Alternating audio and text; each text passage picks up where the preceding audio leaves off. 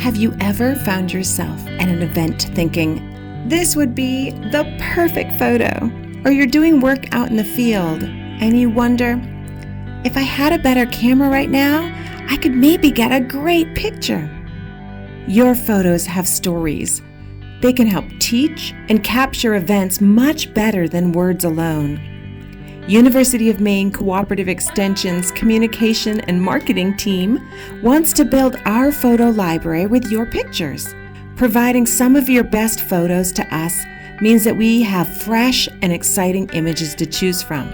Your phone camera on its own can actually take some pretty good photos. By changing a few settings on your phone and using the techniques in this video, you can greatly improve the quality of your images. Cleaning your camera lens. The first tip is to make sure that your camera lens is clean. Having dirt or a smudge on your lens could lead to a blurry or subpar photo, so make sure to check your lenses. To clean your lens, use a lens cleaner wipe or take a soft fabric, such as a microfiber cloth, and wipe small circles with slight pressure across the camera lens. Turning on the grid. Before you take your picture, another helpful tip is to turn on the grid option in your phone's settings. In an iPhone, click on the Settings app, scroll down to Camera, and then turn on Grid. This will give your screen a 3x3 grid when you open your camera app. On an Android, go to your Camera app, select Camera Settings. That's the gear in the top left corner. Scroll down and you'll find the option to turn on your grid lines. Not only does using a grid help with lining up your shots before you take them, it can also help you follow the rule of thirds. The rule of thirds helps you to frame your subject, such as a person, animal, or plant. Placing your subject in the middle of your shot is a nice photo, but considering the rule of thirds can often lead to a stronger composition. The next tip is to avoid using the zoom feature on your phone.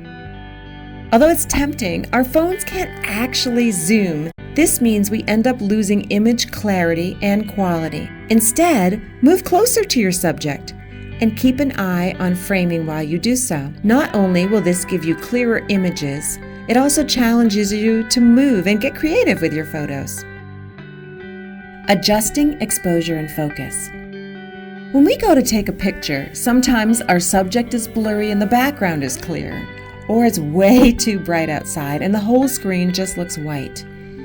We can help make our photos look better by adjusting the focus, which tells our camera what we want to be clear, or by changing the exposure, which is the amount of light the camera takes in. To adjust the focus on an iPhone, tap on your screen where you want the focus of your image to be, and a yellow box will pop up. On an Android, a white circle will pop up. If you tap the background of your image, your subject will blur and the background will become much clearer. Tapping your subject will make them clear and the background should then blur. To change the exposure of the image on an iPhone, drag the yellow sun icon that pops up with the yellow focus box. Dragging it up will increase the amount of light and make your image brighter.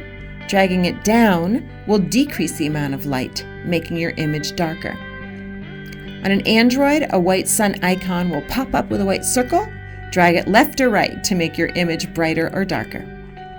Using these tips will help you take higher quality photos that can be used for a variety of extension purposes. And Extension's communications and marketing team has the capacity to edit the photos you take to really maximize their potential.